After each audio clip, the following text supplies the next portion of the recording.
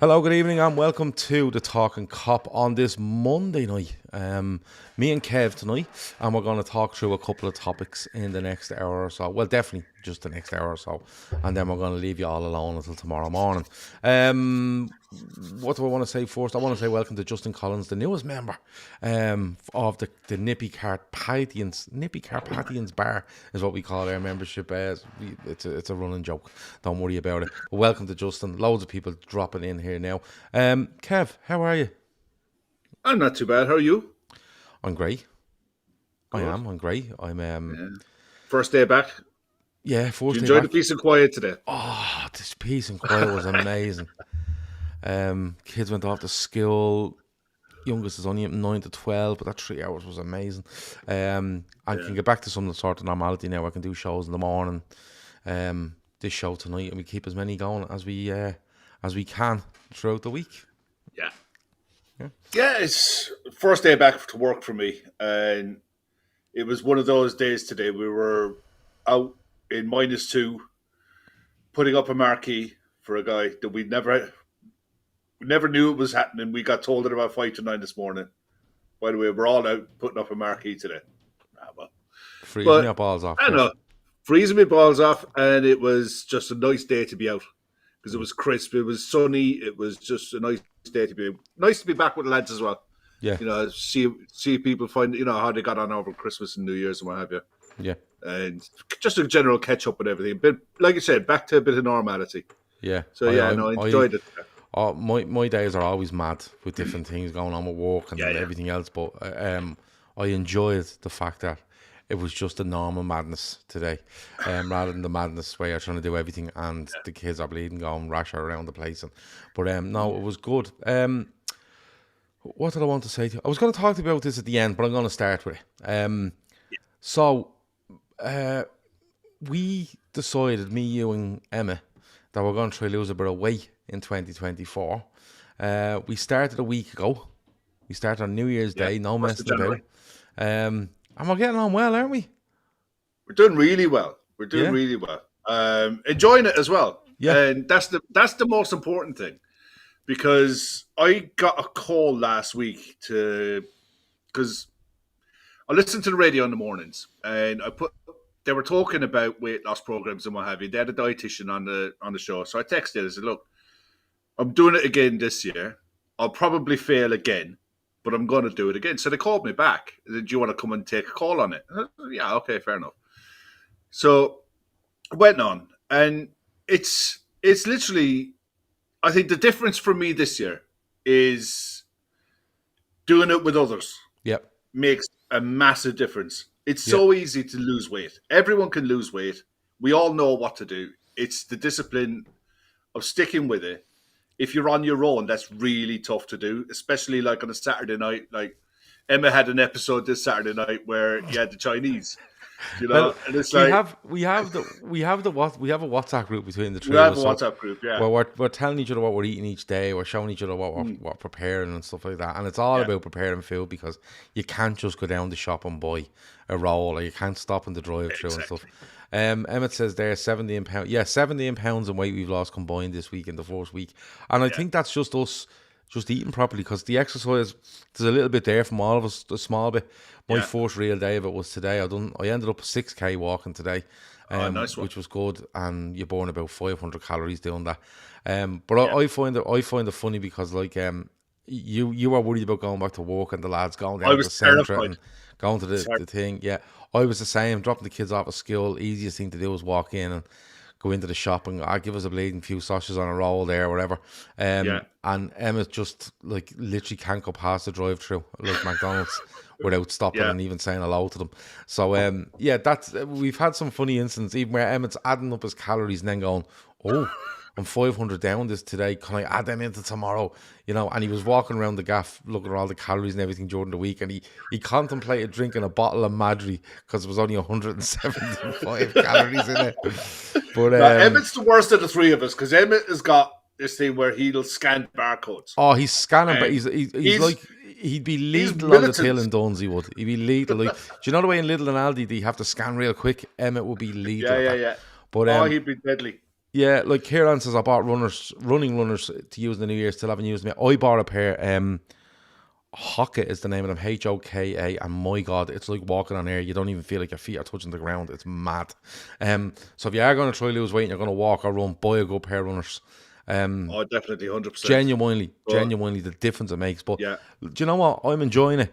Do it with someone. Do it with a group. Yeah. And even if you want to join us, let us know, because we'll add you into the WhatsApp group. And what we do is we literally weigh ourselves every Monday morning, and then through the week we're showing each other, like, Kev's making this, and I go, oh, that looks nice, and we're making it and stuff like that. And I know there's meant to be a football podcast, and people are probably tuned in to go, what about the cup draw? But we're doing this as well just for a bit of crack. Yeah. Do you know what the best thing is? I've rediscovered cooking, and I know how to cook, but it's really nice to be able to go and cook proper food, and I'm really enjoying that part of it. Something that I haven't done in a long time. Yeah, I'll find get the air fryer, I'll bang chicken and chips in there. That's fine. But when you're actually cooking from scratch, it's deadly. It's brilliant. I stick a podcast in me and just cook me dinner. And I usually go into the kitchen, cook me dinner in a half an hour, sit down at the table on my own, eat it, listen to a podcast, looking at my phone, and I'm not even noticing, like, in the morning time, getting up. And my thing was, I was terrible for eating in the morning. My thing in the morning was always up, cup of tea, 2 sugars in it to get me going, go out for a smoke, come back in, bring the kids to school, grab a sausage roll or grab a hot chicken roll, come home, eat that, sit waiting for the kids to come home, do a bit of work. And I was doing, and now I'm up in the morning, 3 Weetabix in a bowl, cup of tea, no sugar, and maybe a bit of fruit. And then I'm not even, I thought I would be like, when is it going to be 1 o'clock, 2 o'clock, so I'm going to eat my lunch? I'm picking up an apple here. I'm picking up a rice cake here or there. It's actually much easier than you think, but it's all about keep going. It's discipline. It's discipline. It's discipline in doing it and being pushed. I think with lads doing it as well. No offense to any women, any of the ladies who are listening at the minute. With lads doing it, there's a bit of a competition edge as well. Well, we've made it a competition. Let anyone down. Yeah, no, don't get me wrong. Look, we've made it a competition because what we've said is we're all going away to Liverpool in May, like we do every year. And we basically said, look, we're going to do this. If any of you give up, we're going to absolutely rip you asunder in Liverpool. But you can pay for all the drink while you're at it. Oh, yeah. You know what I mean? So that's what we're doing. Johnny Doyle says, sign me up, play his own game. Johnny, if you want to do it with us, no bother at all, mate. You can absolutely do it. Dylan says, love it, lads. Me and the old lad are training for the marathon this year. Wow. He's down 9.5 stone since the middle of last year. Wowzers. Oh, Dylan, well done, I've met your dad. Congratulations. I'm trying to think. 9.5 stone. That is serious going. Like, that is a joke. Hockers, the dog's danglies, the Hockers shoes are unbelievable. I struggle with the discipline, says Chris, to stick to eat properly. So for last year, I've been sticking to the gym routine, slowly starting to see and feel the benefits. Someone said that go swimming. Midnight Toker said that. The thing about, I have a membership to a gym which has a pool and all them other bits. The kids and my wife use it every week. They go up, they swim, they my wife then goes up sauna and all that sort of stuff. And I'm going to try to get to it twice a week where I go up and use the treadmills up there and then go in and have a swim. Madge Apple says you have to have cheat days. I have 2 days a week where I just eat what I want. Sometimes I go mad, but most of the time I don't feel like eating too much. Yeah, that is important because actually if you give yourself 1 day or one big meal, like on a Saturday night, smash it into you because it'll trick your body, and then when you get back to the normal eating or the good eating, it actually doubles down on it. Smashing it again, yeah. Emmett says I never realised how easy it is to make a fucking omelette. Like, Jesus Christ, it's 3 eggs in a pan. You know what I mean? Just leave it. Just put them in the pan and leave them there. Do you know what I mean? You just whisk them, throw them in the pan. Anyway, I don't know. Let's chat some football. I don't know. I can't even find the time here now. I'm all over the bleeding place. 9 minutes in, we're talking about omelettes. But look, you'd be surprised. Just walking 20,000 steps a day can make 20,000 steps is like loads. Like I walked 4K this morning and it was 5,500 steps. So 20,000 steps is like 20k a day nearly. You know what I mean? That's huge. I did nearly 7,000 today, mainly in work, and a lot of it was lugging stuff around as well. And I'll know next week when I weigh, because I'm not weighing through the week. I'll weigh every Monday. No, we're only doing it on a Monday. Yeah, I'll know the difference of when I'm having a week, when I'm off for a week, and I'm basically sofa surfing for a week, and when I'm actually out physically working for a week, and Yeah. I'll see the difference because my food intake won't change between the two. Yeah. You know, so Well, that'll be interesting to see. I'm not going mad on it. Like as I said, my biggest thing was eating in the morning. I could go all day without eating, but then I just binge on something. Do you know what I mean? But Yeah, now I'm up and I'm like breakfast. I'm leaving me lunch till probably 2:30, and then I'm leaving me dinner till 7. So that I'm actually full. Like I only have me dinner at 9 o'clock tonight. But that means I won't eat now till tomorrow. yeah. And I've got me 3 meals in. I've had the odd apple, rice cake and stuff like that. Loads of water. Cheat day is a mistake. Have a cheat meal instead. Yeah, I didn't even have a cheat meal over the weekend. I didn't. No, I'm just eating me normal stuff. But that's what we're doing. We're just doing it for a bit of crack. If anybody wants to join us, let us know, and you can join us. You can weigh yourself, and let's all try to do it together. But me, Kev, and Emma are trying to do our best. And the fact that we're doing it together will make us stick at it, I think, which is make cool. us stick at it. I Yeah, think 100%. 100%. Well, yeah. 100%. Well, anyway, there's your nutritional update for the week. Sorry about that if you're watching now and you're like, what the fuck is going on? And if you're listening later, again, I apologise. Anyway, on to some football. The FA Cup draw has drawn Liverpool at home to Norwich or Bristol Rovers. I asked the lads on the show last night, what would you take? A few of them said, yeah, home to anyone. A few said, an easy away, I'll do. But, Kev, you can't argue with that draw. It's perfect for us. I mean, look, if it's Norwich, it's great. Given the timing of it as well, look, it's the end of the month. We'll have now, after the Fulham game, and a nice 11-day break. So to come back and play a side like Norwich, who will try to play football, is ideal, is perfect. Bristol Rovers are a different kettle of fish. They'll put 5 behind the ball and try to hit you on the counter and make it a bit more difficult, but you'll have the ball more. But it's a perfect draw for us, and it's reward. Good. It's just reward, really. Because look, away to Arsenal in the third round of the FA Cup is a tough day out for anyone. And the fact that we come through that, it's almost like, yeah, we were due one. You know, because our cup draws over recent years have been tricky, to say the least. So, and there's some other spicy ties in there as well. Spurs City. You know, Spurs City, Chelsea Villa. looking there now, Chelsea Villa. This is what I mean. I assume Manchester United are going to go through. You also got Fulham with Newcastle. When I checked, yeah. Yeah. Fulham, Newcastle, Sheffield United, Brighton. Palace, Everton are a club with everything that you're hearing today. Need a cup run financially. You know, so Palace, Everton against Luton or Bolton. This FA Cup could open up, kind of like the League Cup did. You know, the League Cup opened right up for us when a lot of other sides, top quality sides, went out early, and it's looking like. I mean, I was looking tonight there just out of curiosity to see what were the odds. I mean, people in the chat, you guys can throw in what odds do you think. What odds do you think it is for Liverpool to do the quad at the minute? Oh, I'll give you a comparison. No, I'll give you an odds. I'll give you an odds on it. I think. Yeah. I'd say they're probably about 8-1 for the Europa League, are they? No, they're probably a bit less than that. Europa League, Liverpool are 11-5 favourites. 11-5. 11-5. Well, then to win the quadruple, you're probably looking at somewhere around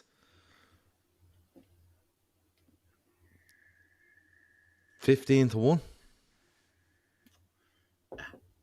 Dylan O'Rourke is spot on. 250-1. 250-1, and they're 11-5 to win the Europa. Yeah. I suppose you have to add up the odds. Yeah. In fairness. Liverpool are 11-5 to win the Europa League. Bayer Leverkusen second favourites, 11-2. Then you've got AC Milan, 9-1. Brighton at 14s. West Ham at 16s. Then you're down to Roma, Lens, Benfica. You know, so I think our best chance of winning silverware this year is the Europa League. How did we get onto this? Because I wanted to talk about this later. We'll get to it in a minute. But I was shocked that for Liverpool to win, because I think the cup treble is well on. I think the cup treble is well on. With that, Well, I was going to FA say, Cup with treble. that draw then, right? With that draw, you get... Like, Shawnee said something last night. He said, look, the best time to go out in the FA Cup is probably in the third round, right? Because it then sets your path for the rest of the season, really. You manage Europe. The League Cup is going to be out of the way by mid-February, I think, isn't it? Somewhere around there, late February or wherever it is. Well, end of February is the final, yeah. Yeah, so it kind of sets your path. 24th of 25th of February it is, the final. Yeah. And I was thinking about that this morning, and I said to myself, if Liverpool get a draw here where you kind of go, oh, right, okay, we're in round 5 now, right? If you get through that, you're in round 5. And the next one's a quarter final. Yeah. You know, I think it's a draw that's more or less put the FA Cup somewhere where you might not be able to write it off. You know what I mean? Like if Liverpool were say 8 clear in the league or 10 clear in the league out of the League Cup, and Europa League we weren't great in it, but we had to go through a qualifying round and there was loads of stuff going on, you'd say to yourself, yeah, that FA Cup probably needs to be knocked on the head. A bit like, I'll still say it, I'm knocking all the cups on the fucking head if we're in a title race and we need to fucking rest players on a Thursday night, especially. I'm knocking them all on the head. I don't care about winning 1, 2, 3 or 4. I want the league title. Yeah. But that draw is a really good draw, Kev, to kind of map. It is, yeah. It kind of maps it and puts it there where it makes that decision to drop it a little bit harder. More so with some big sides are going out, and you'll always get a shock going out as well. You know, I mean, at the end of the day, I think the Norwich at home, and it probably will be Norwich at home, is ideal. I looked at the lineup they put out at the weekend. They still have your man Sargent playing up front for them. You know, I don't pay any real attention to what Norwich are doing at the minute. I pay even less attention to the gas. So it's like, to me, the FA Cup could open up really nicely. Ange is right. Look, the League Cup is on your doorstep. I still don't think a semi-final against Fulham is a gimme. You know, that game that we won 4-2 in the league was not the easiest of games. And we don't have a full-string side for the first leg, as much as the performance yesterday was good. You know, I don't think Fulham are a bad side. I think they're a very well coached side, and they got some really good, a couple of really good players. So that'll be a test. But I honestly look at the sides that are left in the Europa League, and outside of Bayer Leverkusen, there is nothing in that competition that would give you the willies at all. You know, so I honestly think that one is definitely on. League Cup is definitely on as well, no doubt. FA Cup could happen. You know, that could open up. The hardest one of the lot is the league. No doubt about that whatsoever. Because of, I think the depth in the league this year, the depth in the Premier League this year is mental. You know, there's literally players in every single side up and down the league that can cause you trouble on their day. There is, for once, this is a one season where there is absolutely no gimmies for any side. You're seeing sides taking on Man City this season that never would have before. Yeah. You know, they used to turn tail and run. You know, almost like rest their main players. It's going to Man City. We're not even bothering to try. That doesn't happen, and that's not happening this season. Sides are having a proper go. So it's we could win anything, we could win nothing. Well, I was going to talk about what our ambition should be for the season, but you've brought that in the first question. I don't know how you've done it, you fucker. But let's stick with it before we move on to other things, right? With the squad as it is now, and let's presume there's no additions made in January, which I don't think there will be, I'm being honest. You have got Salah to come back, you've ended to come back, you have Szoboszlai will be back. Looking at the squad from yesterday, really, you look at that and you've got Szoboszlai, you've got Salah, you've got Endo to come back. Maybe Thiago comes back again. I don't know if Bajcetic comes back at some stage towards the end of the season. Look, Arj says there, you know, I'd swap the cups for the league, and I'm in the same boat. You know, I'm in the same boat, because if you win a Europa League and a League Cup, people go, yeah, but you were top of the league in January and you didn't win it. Whereas if you get knocked out of them cups because you've gone and won a league title, you won't even think about them cups. You've won the league title. No. So what do you think Liverpool's ambition for the season should be? Realistically, do you think Liverpool should, with the squad they have, players coming back, and look, fingers crossed, suspensions and injuries aren't too harsh on us, because you will get them between now and the end of the season. Is Liverpool's ambition to be, you have to go for the league, and if other stuff comes, fair? Or should Liverpool be going, we have every chance to win all of this? I think Klopp will make, and I think some of the senior players will literally go into a mentality of the next game and the next game and the next game. It's fans, us. We'll talk about quads and cup trebles and doubles and what have you all day long. I honestly think the players are going to just look at the next fixture, get that one, put it away. Next fixture, they'll just go. They'll get into a rhythm. You still got Robertson to come back. You got Tsimikas to come back. Bar Matip is the only one out for the season. You're looking at players who have come into the club who don't know what it's like to win a league or win this league, but they look like they're made of the right stuff. They have the right character coming into the club. That they're signing club captains, international captains. They all seem like they're pulling in the same direction.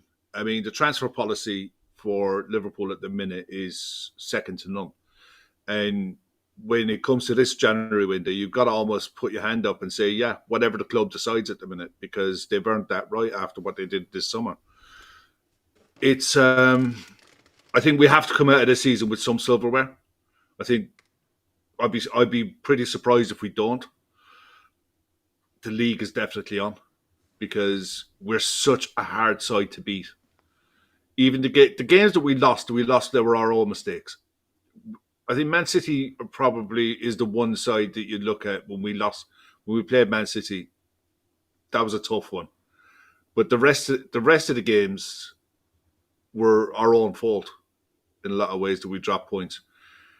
And this side is only going to get better. The more it plays together, the more it gels, the better they're going to get. And I think if they get that mentality and that habit of winning games, people talk about Man City getting on a run. We can definitely get on a run. And there's nothing to say that we can't put a run for the next 3 months. That game yesterday, that first half, we should have been out of sight. Arsenal should have been ahead with the chances they missed. They had good chances and they missed good chances. The fact that we stuck in it and come away with a 2-0 win away from home in that game speaks volumes for the second half of the season.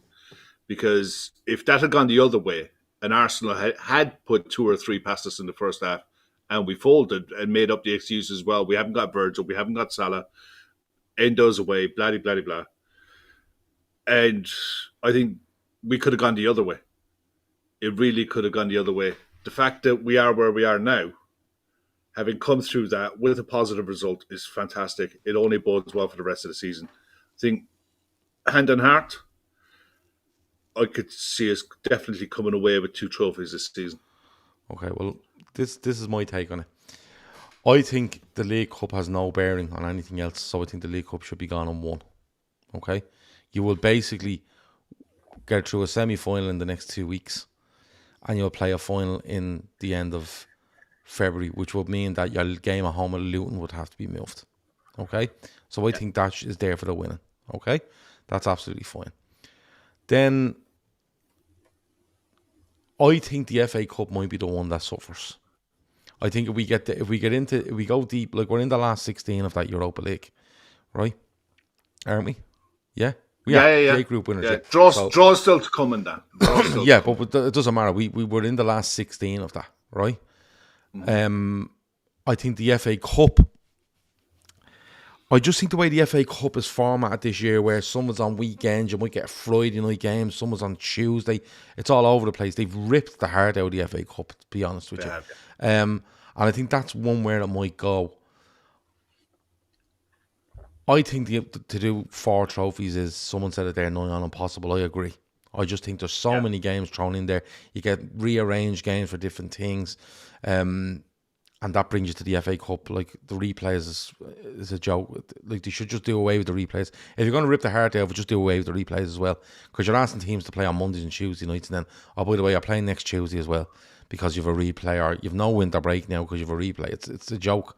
I think the Europa League, if it comes down to it, I think the FA Cup might be sacrificed. And what I mean by that is, you might put out a team where you go, oh, that's not very strong, but we might be playing on the Thursday night, or we might be playing the league during the week, or we might be doing something. You know me, I'm an optimist. I've said it for ages. The league is there to be won. And I don't care what anyone says.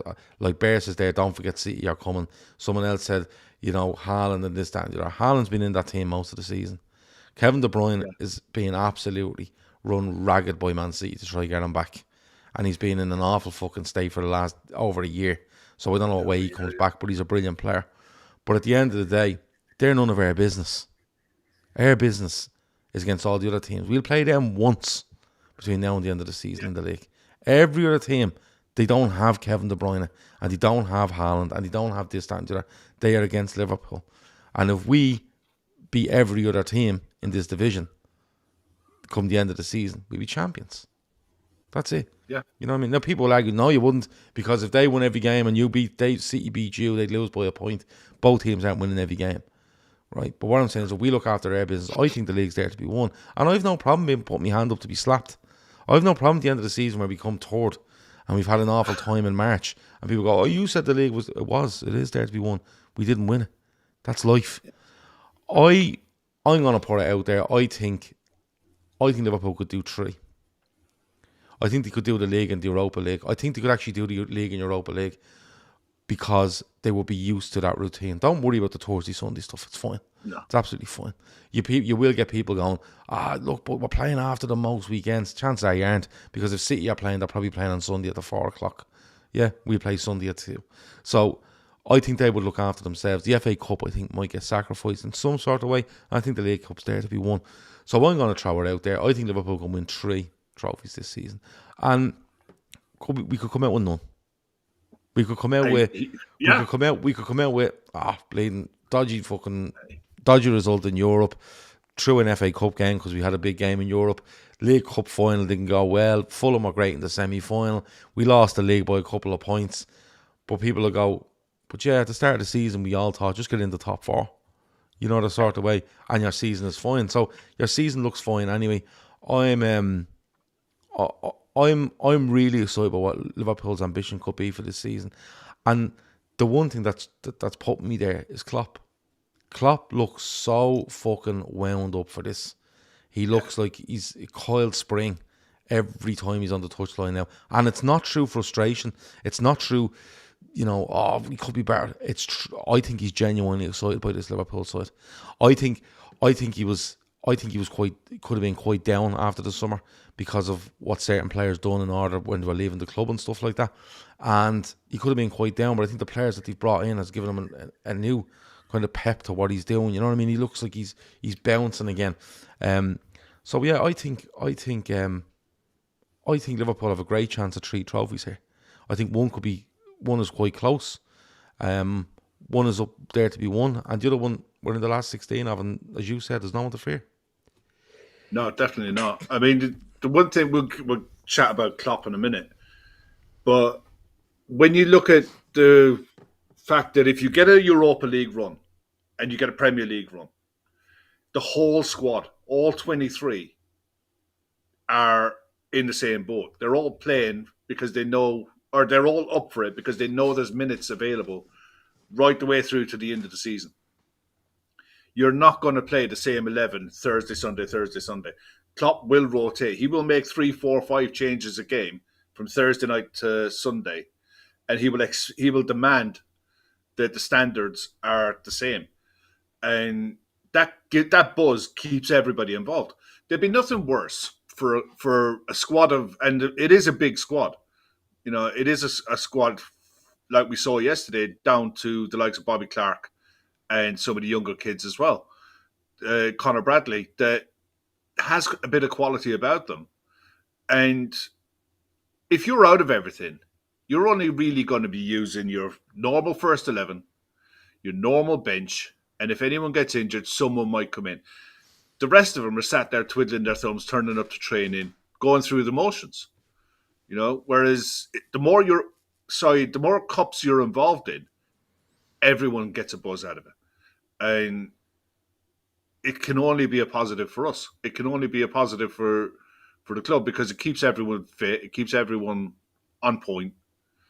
And Klopp must be looking at it, licking his lips, thinking, like, I knew we bought well, but I didn't know we bought this well. Because I think when he's always asked the question, are you ahead of schedule? And he always deflects it. We're definitely ahead of where he thought we would be. That's why he's buzzing on the sidelines. I think when you look at that game yesterday, just with regards to Klopp's, Klopp's kind of mentality and even the confidence that's going through maybe a fan base now. And there's a difference between confidence and excitement and entitlement. Liverpool are entitled to win nothing. Nobody's entitled to win anything, right? Unless you're cheating. And then you feel you probably are entitled to win because you're doing all the work plus you're cheating. And we know where that goes. But when I looked at that game yesterday, off the back of it, I thought to myself, the difference here for us is, and it's something that I've thought for a long time, if you have players available to play, there's loads of football here for you. Loads of it. Because you will get a fella getting the odd injury here. Szoboszlai out for a couple of games. Gravenberch will jump in there. He's going to have a chance of a little run here. Elliott might get a couple more starts. And the difference between now and maybe previous seasons was when we lost certain players, the players that were meant to be there, not as backup, but meant to be the squad members that can take the load, weren't there. They were injured. They were unavailable, And when I looked at that game yesterday and the game finished, I went, now there's a team you could put out in a cup game. There's a team you might put out at home in Europe. There's a team you might put out in a certain league game if you're heavy favourites and you need to just change around a little bit because of another big cup game during the week or another big Europa League game during the week. And that's what gives me the confidence in what Liverpool are doing. You have a group of players there that, for the vast majority, when we get injuries, which are coming in ones and twos the odd time, we've players there ready to step in and go, I'll play. McAllister's out for 6 weeks. Endo comes in and just goes, listen, I'll play every 3 days for the next 6 weeks, and then I'll go out and play in the Asia Cup. And he's been excellent. Van Dijk goes down sick. Kwanzaa comes in. I'll play, and he's grand. We're not going into it going, oh, fucking hell, he's out and this fella's coming in. Or this fella can't come in because he's injured. So now we're playing some 17-year-old and this is going to be awful for the young fella and awful for the team. And it just, that's where it's given me the confidence. And I'm kind of bouncing into games going, you know what? I do care what 11 goes out on the pitch because I have an 11 in my head most of the time that I go, that team will bleed and beat most. But that's starting to weigh on me now where I'm kind of going, it's a squad game 100%. I've said that for so long, it's a squad game. But I've so much more confidence in the fact that what we have in the squad and how much they're being called upon. It's not like you're seeing a midfielder that's getting no games and then playing for the first time in 6 weeks. It's not happening, Kev. It's simply not happening. All the forwards are playing. All the midfielders are getting time. And even when they're all fit, they all seem to be getting games. Someone seems to pop up. Curtis Jones, not seen for 3 games, bang, he's back in. You know what I mean? Someone not seen for 2 games, bang, he's back in. All the defenders are getting games. So nobody's rusty here. Nobody's rusty. And we're not being left with this fella's to start injured. This fella would usually step in injured. We're down to Bobby Clark, right? No, I'm nothing against Bobby Clark, but it's still a young fella being put into a team when it's probably a key game. And that's where I just, someone mentions Joe Gomez, Bear mentions Joe Gomez there. Joe Gomez comes back in, looks rejuvenated. It's like, often the words are said, it's a squad game, everybody plays a part, but this really feels, Kev, like everybody is actually playing a part. They're actually playing a part, they're not just a number there. I think you got to look at it as well. I think the likes of Joe Gomez, Trent as well. I think even Konate yesterday, I think they're loving the responsibility. I think Joe's transformed himself into almost like a utility defender, but he's loving the role. He can see a future for himself in the role. And like I said, there is minutes available for everyone. The advantage going back from this generation to previous generations, the 5 sub rule, and you've seen it with Klopp. He makes his subs. He'll usually make 2 on the hour. He'll make another 2 on 75 and another one late on. So there's 16 players going to get a match day appearance every game. And we're playing a game every 3 to 4 days. We've 6 available midfielders normally without Thiago and Stefan. So those 6 are playing for 3 positions, and usually 2 of those are being changed for someone to come off the bench. So 5 of the 6 are involved all the time. This is why we need to play. We need Thiago back just to share the load a little bit into the second half of the season. But when you break the squad down as to what it is, you're 3 forwards that play. 2 of them are going to come on the sub, so that's 5 out of the 6. Same at the back. You have 8 defenders. He probably doesn't change the back line often. He might make one change, Costas for Robertson. He doesn't, but the centre back pairings are very rarely the same game to game. So usually 3 from 2 will play 1 game a week. Virgil will usually play 2 if it's a league and a big game, and his partner will be rotated between the 2 games. So everyone is involved, but we almost need everyone available. As many as possible available, because everyone will get minutes. Everyone will get used. But everyone is getting minutes. And yeah, like Chris is there, Chris Golding says, Gav, I agree, but I would suggest this is how it looks with results going our way. And I know what he's saying there. He's saying, look, if the results weren't going our way, we'd be saying, look, these players are coming in, chopping and changing. But this is where it comes back to the progression in the squad. Are we ahead of schedule? Are we not? Like, if Liverpool, I think it's key here. We're talking about possibly winning a couple of trophies, 3 trophies, 4 trophies, 1, 2, whatever it might be. I'm talking about bouncing into games because we have this and that and the other.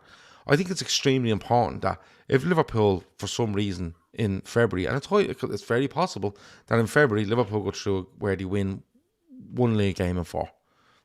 Right? Yeah. They win 1, they draw 1, they lose 2, and you're kind of going, that's the bubble burst. I think it's extremely important to turn around and go, well, hold on, let's have some perspective on this. Right? Let's have some perspective on where we thought we were going to be, what they've done so far this season. And I think sometimes we're too quick to go, that's it. What you are doing means nothing. This, we're shy. Yeah. You know what I mean? And I know people will turn around to me and go, yeah, well, would you not have some perspective on what we could win because of where we are? Oh, yeah, I am. But what I'm saying is that just from me, the way this squad is looking, and it just feels to me like Klopp's the biggest thing for me. The way Klopp is looking, I think always reflects in his Liverpool side. If he's bouncing, this Liverpool team are hard to beat. If he looks very frustrated, Liverpool can go a bit flat for me. They can, he brings so much to this that what I'm looking at now is I think he's a manager he's ahead of the schedule with this team, Kev. Yeah. And his attitude and his outlook and the way he's projecting himself tells you that. It absolutely tells you that. It feels to me like we will get a minimum requirement done this season, and we're going to have a great time doing it because we're way ahead of what we thought we would be. Do you know what I'm sort of way? Like, if you look at the players we brought in, and then look at going back to players we brought in previous, where you go, he's going to take a couple of months to get used to Klopp. He's brought in a bleeding load of them and said, here, we're all just going to have to learn this together. And I think he's enjoying it. I think he's actually ended up enjoying something that he thought might be a bit fucking tedious as the season goes on. Perspective both ways? Yeah, absolutely. But I think if you look at Klopp and the way he is at the minute, I would be very, very excited about between now and the end of the season. And we may win 1 trophy, no trophies, 4 trophies, but enjoy it. Because I'm telling you, even at the end of the season, regardless of what happens, I'm telling you, Klopp will enjoy it. And he'd probably be steaming into next season again going, do you know what? We laid a little bit of a marker there. We're going to improve again.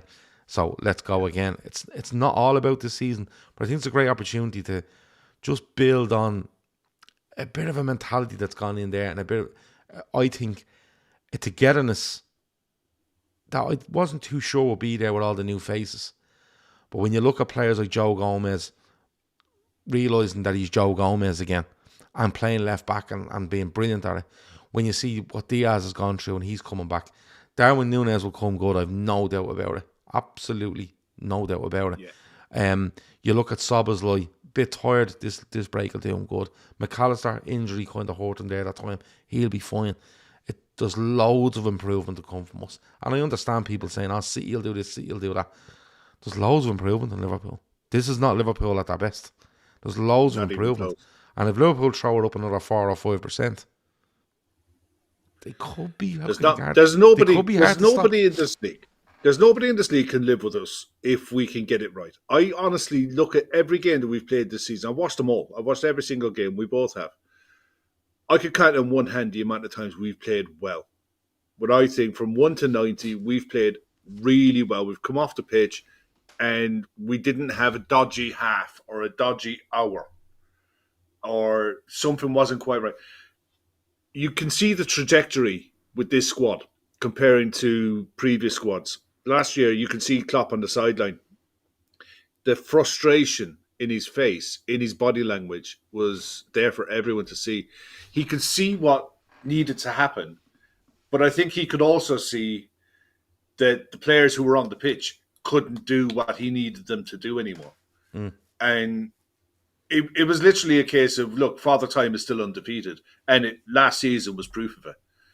And he can't have known. He had an idea with the way they transformed the midfield, the players they bought, the profile of player they bought to play a certain way, to include Trent in that as well. He can't have thought. I can't think of any club that has rebuilt a midfield like we have, which is basically Curtis Harvey and Thiago when he's available, is all that's left from what we had going back from our most successful period in recent years. To turn around and rebuild the whole lot in one go and do what we're doing and know that the trajectory is there, the map is there to say this is only going one way. This is going to get so much better. Because imagine what Dominic Szoboszlai is going to be when he's 2.5 years into his Liverpool career and his body is absolutely ready for the Premier League. You know, and he's tactically aware of everything that a central midfielder needs to be aware of. This is the first time Dom Szoboszlai has played left centre midfield in his career. He's a forward. He's a number 10. But you see, the thing is Szoboszlai is, right? He's going in there and he's playing on the right of a tree or whatever way he wants to play it, right? And the thing for me is that he's come in there and I actually think he's looked tired, right? But the Premier League is different to any league in the world. I don't care what anyone says. You can go on about Germany and this, that, and the other. Germany isn't like the Premier League. It's just not as quick. I don't care what anybody says, right? And I think he's looked really good. And then I think part of it is the physical side of it. What is expected, what's demanded of you in a Liverpool midfield. That hasn't changed, regardless of the personnel. That hasn't changed. No. And I think you'll see that with Gravenberch as well. I think you've seen that a little bit where Gravenberch is like, oh, fuck me, this is a long 90 minutes in a Liverpool side. I even have a lot of the ball. We do so much running around the place. And I think Szoboszlai as well has kind of... what's the word I'm looking for? He's sacrificed, I think, some of his own game to help the team at times. Because you have to remember, there's a lot of players around him learning as well. Do you know the sort of way? So it's one of those where there's a mixture of him being tired and there's a mixture of him being a little bit of sacrifice for the better good. Now, this little injury, that can happen when you're tired. Yeah, that's fine. I get that. But I think it might do him some good. Couple of games away, get back, recover, come back fresh, and you might. I know you're mentally as well. But you're talking about 2.5 years into his Liverpool career.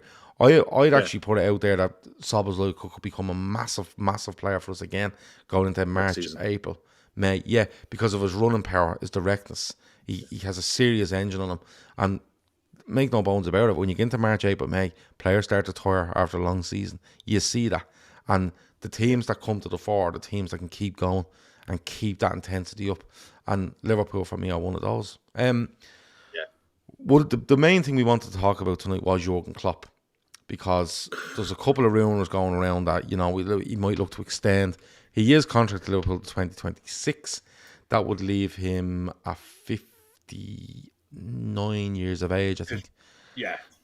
And that's my only worry. Is he going to go into his 60s as a Liverpool manager? But I'm going to talk about Jurgen Klopp in a second. I want to talk about where you think we are with him.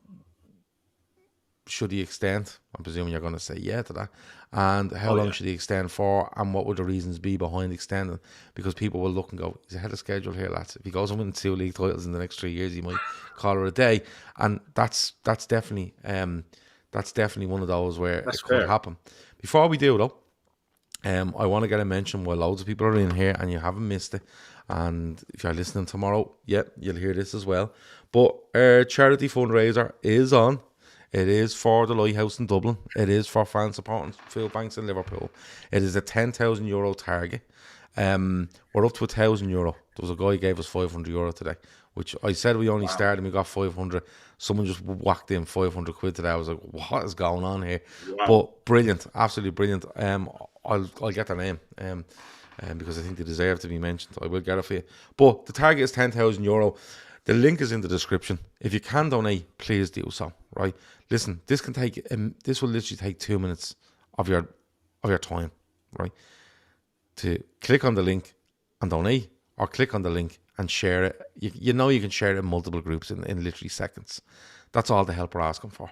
We're going out and we're organising the golf day. We're going to organise prizes, sponsorship, all sorts of stuff. We're going to push this over the next 6 months. So all we're asking for is to take a minute or two out of your time not for us, for fans supporting field banks and for the Lighthouse, 2 organisations that help people every day on a voluntary basis and help people that are struggling to make ends meet.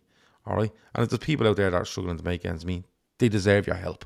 Right? They deserve your help, no matter where they're from, what their background is. If they're struggling to put food on the table, they deserve people to give them a dig out. It could be £1, £2, €5, €10, €500. If you all want to truck and throw in 500 and make this easy, you can. But the link is there. Please donate if you can. If you can't, we fully understand that. But sharing it is massive. Share it to somebody and just put a little tag underneath. Really good cause. This podcast do it every year. I don't think 10,000 is too big of a target. It might end up being. But I think it makes such a difference. €5,000 to fan supporting field banks is a joke of amount of money to give them. It's huge. Like, I remember we done it for them a couple of years ago, and we actually shopped online or Asda and got to ship to them, I think it was. And I think we spent something like 130 or 40 pounds sterling. And the amount of stuff we bought for it was madness. So €5,000 to them would be huge. €5,000 to the Lighthouse in Dublin would mean that cafe that serves homeless people, gets food packages to people that are struggling to make ends meet. That would mean that cafe could stay open way more hours, looking after way more people in whether it be the depths of winter, late at night, early in the morning, freezing cold out, wherever it is. That means that can stay open more hours throughout the week so they can look after the people that need it. All right? And you get cynical people saying, them people, do they really need it? Trust me, I know for a fact these people need it because somebody very close to me works with these people and the person tells me, trust me, these aren't people wandering off the street going, I'll get a free meal and going home to a nice cozy house or apartment. They simply aren't, okay? They're coming from homes that they're in that they literally can't put on the heating. They have no food, right? They just don't have it for varying reasons. And the likes of the Lighthouse and fan supporting field banks are so good at helping these people. So it takes 2 minutes to donate or share. And if you share it and someone donates and they share it on and someone donates, before you know it, you've so many people. You've so many people that will benefit from this. And so many people donate and get us to that target. On the golf day is the 7th of June. When I say limited spaces available, I mean it. I might be down to the last 10 or 12 spaces because people have just ringed me going, I'll play. Because everyone hears it's a great bit of crack. If you want to donate, make a donation for prizes where you donate us money, we buy the prizes, we raffle them off. Or if you want to play on the day, or if you want to sponsor a long drive, nearest the pin, Talkin Kop1 at gmail.com. Talkin Kop1 at gmail.com. TalkinKop1 gmail.com. All right. There was one guy, he says he loves the podcast. I don't see him in the live chat. I'm presuming he listens. His name is Al Nolan. I think it's Al Nolan. I've emailed him a couple of times back. I haven't heard back from him, but he does want a spot, but I needed to confirm it. So the only way I can think of getting to him now, after emailing him a couple of times, is to say it on the show. So Al Nolan, if you're listening, please answer our email, because I know you want a spot, and if you do, I don't want it to go away on you. And I want to make sure that if you want to come with a friend or two friends, that I have enough spots for you, because you did put your name forward early. So that's where we are on that. Genuinely, the golf day has the potential to raise close to 3,000 or 4,000 euros on the day, right? Which is not much compared to some of those big, massive golf days you see out there with big auctions and stuff like that. But 3,000 or 4,000 is 30 to 40% of our target. Listen, if you can help, donate, share, give us money when we buy prizes, play on the day, or sponsor something on the day. You will make a huge, huge difference. Gav looks like Brian from the Impractical Jokers, says Vishwadeep Shinde. Or Shinde, I don't know. Let me know if I said your name. Brian from the Impractical Jokers. He's the fat bloke. Yeah, I suppose. Yeah, you've a not for long. Not for long. Not for long. Yeah. So that's where we are on the charity stuff. I like to say it before we start losing people at the end of the show. And look, we do this podcast to bring football stuff, to have a laugh, bring people together, have good community and stuff. But the charity stuff outweighs all of it come the end of the year. It genuinely does. When we sit down at the end of the year, we go, that was a good season. Yeah, but didn't we do well on the charity? That was brilliant to see this crowd or that crowd getting money and being able to do so much stuff. Like, you know, like 27,000 we ended up at for the breast cancer. Like, you know, they wanted to start and try raise 5. We ended at 27,000. You know what I mean? So we can do it. We can absolutely do it. Anyway, Garmack says the McDonald boys will be making a mockery of the game of golf in June. You make a mockery yourselves most days of the week, lads. Let's be fair. But Jurgen Klopp, before we go, 2026. So you're looking at this season, next season, the season after. 3 seasons, 2.5 left. We're not arguing the point that he should extend the Kev. We're not going to go into that. We're not going to make silly arguments. You know, silly questions get you stupid questions, get you stupid prizes. What do we do to make him extend to 2028, Kev? Because I think there's viable options and viable things to throw at him, but his age and what his team could possibly do in the next 3 seasons might actually stop him from extending. Because I love the man. I love everything about him. I think he's the most influential manager. Not the most influential person, but the most influential manager at Liverpool Football Club since Bob Paisley. What do we do? Do we just let him enjoy it and hope he just says, look, I can't step away from this because I'm dreading the day he walks away from this football club? I'm not ready for that conversation, that's for sure. I don't think he's got... I think he's looking at it this season, last summer and this season now. I don't think he's been in a more powerful position ever at Liverpool than he has been this summer. And he can walk into FSG office at the end of the season and say, look, this is what we achieved when you gave me 1 season as sole arbiter of what happens in the club.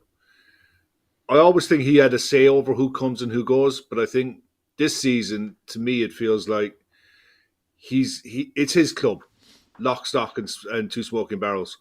I watched the podcast, watched an interview that Jamie Carragher did going back a while, and he was talking about Klopp, and he was talking about his strength and his power and his influence at the club.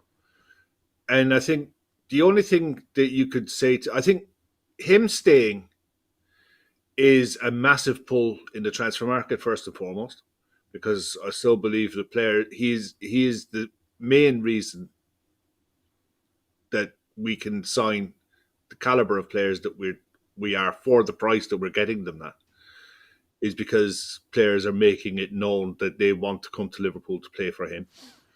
I think he's hands down the best manager in the world, and outside of Carlo Ancelotti, Carlo, Pep, Jurgen Klopp, the gap it's a massive chasm as to who's next. Because the other side of it is, like you said, he's going to be turning 60. It could be a case down to, do I want to commit? And I like the idea of the rolling 2-year contract. Decided 12, 18 months out. So he's committing to a 3 to 4 years at a club. You know, if there's murmurings coming out at the minute that he could be contemplating extending again. If you look at it, he's 2.5 years away from it now. If you're going into the summer transfer window and Jurgen Klopp's got 2 years left and you're trying to sign X player to a 5-year deal, that player is going to be asking himself, well, Jurgen is there for 2 years. It's going to take me 6 months to get used to his way of playing and to get myself into the first team and to solidify my spot. He's going in 18 months. Do I really want to commit that much time and everything to Liverpool? So I think if he extends to say he's 62 and you're going to sign a player and Jurgen's going to be there for 4 years, it's a hell of a lot of pulling power in the transfer market, for one. It's good for the sponsors of the club. It's good for the owners. I think the heat that he deflects away from FSG because of what he's producing on the pitch is massive. They're able to get away with an awful lot of stuff that if we weren't as successful on the pitch over the span of his career, they wouldn't be getting away with it. And the other side of it is, if you look to extend players' contracts, Mo Salah for one, Virgil van Dijk is another. You could easily see Virgil becoming like Thiago Silva at Chelsea. Thiago Silva, he plays for Chelsea. He's still doing an absolutely fantastic job. When you actually watch him as a defender at 39 years of age, there is no reason in this day and age that Virgil van Dijk can't play into his late 30s at a really high level.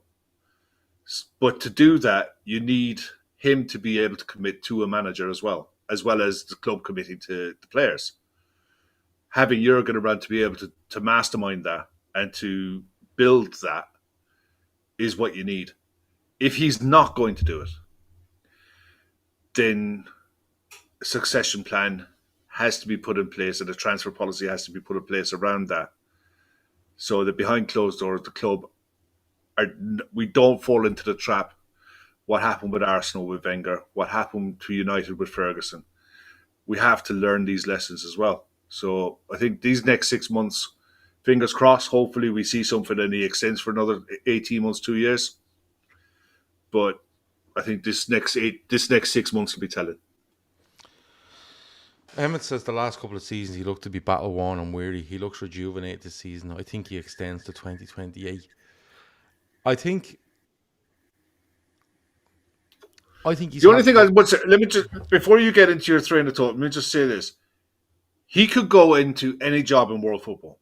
If he wanted to be the next Real Madrid manager, if he wanted to go to the most cash-rich club, to buy any player he wants, and live in a nice climate, in a lovely city, and play in a brand new stadium, he could go and take any job in world football he wants to do. He's chose to extend now, twice? Yeah. He loves living in Liverpool. He's settled in the area. And the fact that I think a lot of people in the area as well, I think he's left alone. You know, he lives his life in and around where he lives and nobody bothers him. You know, so I think that there's a quality of life aspect to this as well.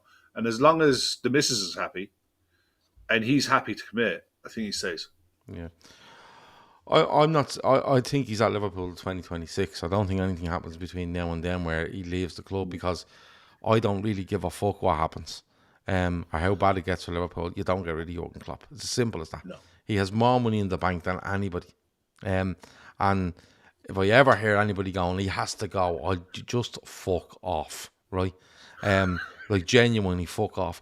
People like saying he looked battle weary last season. I think he did. I think he, for what he wanted to do, I don't think he had the thing at his disposal. And part of that's his fault, and he probably he takes that, you know, he takes that responsibility, and he takes some of the blame for that. But going back to what we said at the start, to me, he just looks like he just looks like someone's lit a fire under him.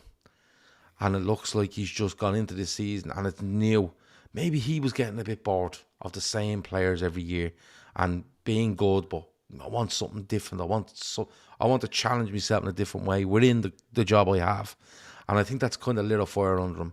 And I think Just says his family love it, his lads and his wife love Liverpool. They absolutely do. And his kids are getting older, and did he stay in Liverpool? He's a grandfather now as well. Yeah, did he stay in Liverpool? Did he live back? Did he go back to Germany to live? Did he live? And you have to take all this into consideration as a man that would be in 2026, 59 years of age. Do you know what I mean? So I just think I brought it up because when I seen him after the match yesterday, I just thought to me, and I did what every time you win, and every time he just looks like he's fucking, he looks like he's fuming and happy and just like he's like something out of bleeding 300 running around the place like he's, and he's just ready to fight anyone. Every time I look at him, I go, I just can't imagine the club without this man. And I was thinking to myself, would he extend? Would he not? I am on the fence whether he will or not. I think if we were to win a load of trophies in the next year or two, that might actually go against us because he might feel he has something to prove. But having said that, I could genuinely see us winning a load of trophies between now and 2026, and he goes out on the highest of highs and says, you know what, I brought it all, I've done it all, I'm 59, going on 60. I've literally given you 10 years of my life. You know what I mean? I've given you 10 years, nearly 20% of my life. Do you know what I mean? But I think, and I know it's easy to say the club should give everything they possibly can to keep him. I'm sure they will. I just thought I'd bring it up because I thought to myself, does success right now lessen the chances of an extension? I'd love to know what people think. I think that you got to look at what he's building now. If you think back to the first build that he had at Liverpool, his first probably 2 transfer windows, and you could see where the club was going because we all bought into it straight away. If he sees this squad as starting to achieve similar things, but with the possibility of doing it on a more level playing field, because it's the one thing now with FFP that where it wasn't. A few people have mentioned in the chat there that whatever happens to City I don't think it's even to do with City. I think you're looking at what's happened with Everton, what restrictions Manchester United have had to go through with their ability to sign players. Arsenal the same. They didn't happen 3, 4 years ago, 3, 4, 5 years ago. Clubs were spending willy-nilly, and FFP was just something pie in the sky that we talked about that was never enforced. Now they're strict, they're much more stringent on it, and I think it's leveled the playing field for Jurgen to play in. And I think that's only going to get better for us because of how we run going forward. And he might be able to look at it and say, well, if we can match the totals that we've achieved, we're going to be in a better position to win more silverware. And I think winning will become a drug for him. That as long as the team is young and is progressing and he's able to add the quality he wants to and incorporate it in the way he wants to, I think he'll just want more and more and more. Because, like I said, it'll be 11 years he'll have been at the club. He signed in October 2015. Yep. Contracted up until 2026. Yeah. Yep. 11 years. If he can just start seeing 11 years, yeah. Yeah.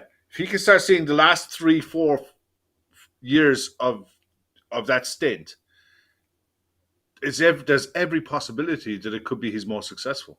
Yeah. We don't know. I'm just hoping that if he gets what he's trying to do here, if he gets it right, he probably looks and goes, I can't leave this behind. We've built something here, and we've 4th season we are brilliant. Don't know what's going to come in this season. 2nd season won this. 3rd season won this. And in fairness, like another 2 years, 61, loads of miles left in him. 2028, but still, when 2027 comes and we think we're losing Klopp in 2028, me and you'll be sitting here going, what can we do to get him to extend to 2028? And that's just. And I guarantee you, we'll just say the same. So we'll just replay this and go off and have a few points. But look, Brian O'Halloran says he's a footballing romantic. Where else would he go? Don't think he'd want to go to Barca or Madrid, and he wouldn't like PSG or Bayern. The German job is always the one that comes up, and I always worry because he's contracted till 2026, and there's a World Cup in 2026. I always worry that Germany have a shite World Cup. Liverpool, he's out of contract with Liverpool, and he ends up taking it. So there you go. That's where it worries me. John Lennon left the Beatles. The world kept turning, says Chris Ball. Fuck off, Chris. This is bigger than John Lennon leaving the Beatles, for fuck's sake. But anyway, that has been the Talkin Kop for this Monday night. We're back tomorrow with the 30 at 10 a.m. So this morning's one was mad. They all are. If I might ask a few of the lads if anyone wants to come on during the week with me, they might be able to come on.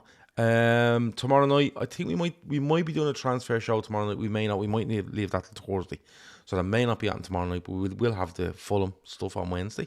And we will have the I think it'll be a transfer stuff on Thursday. And then we'll be into the break and all, won't we? And then it'll be 10 days of doing whatever we can. You never know. We might even do an old members watch along for Fulham. You never know. We might try to organise something for that. Yeah, we might. Maybe. Yeah. Right. That has been it. Kev, anything else before we go? Yeah. Look, today, Franz Beckenbauer passed away. Oh, yeah. 78 years of age. I mean, the guy's CV stacks up against anyone. And you're looking what happened with Mario Zagallo passed away as well a couple of days ago. Those two were two of three people in the world who've managed and played and won World Cups. You know, there's only one left now. There's only one left alive. Didier Deschamps. A bit twitchy, I said Didier at the minute. But, yeah, look, Franz Beckenbauer did it all. You know, 2 Ballon d'Ors. In the FIFA Team of the Century. Redefined the position of centre-back. Played something like 568 games for Bayern Munich, something stupid like that. Scored 78 goals for Bayern Munich from centre-back. He's ridiculous. He is a ridiculous player. But it culminated for people our age, I suppose, in the 1990 World Cup Germany side, where he managed the German side, the West Germany side as it was then, to win the World Cup in 1990. And then goes on to 2006, gets the World Cup for Germany, becomes the president of Bayern Munich and vice president of the German Federation of, you know, the German national team. He's literally done everything in the game. And to a man, everyone who's spoken about him today, glowing tributes, none more so than from Kenny Dalglish, who talked about how honoured he was to receive his 100th cap for Scotland from Franz Beckenbauer. And look, 78 years of age is not an old man in today's world. So rest in peace. Yeah, absolutely. And he's lived some life, in fairness to him, when you look back at that.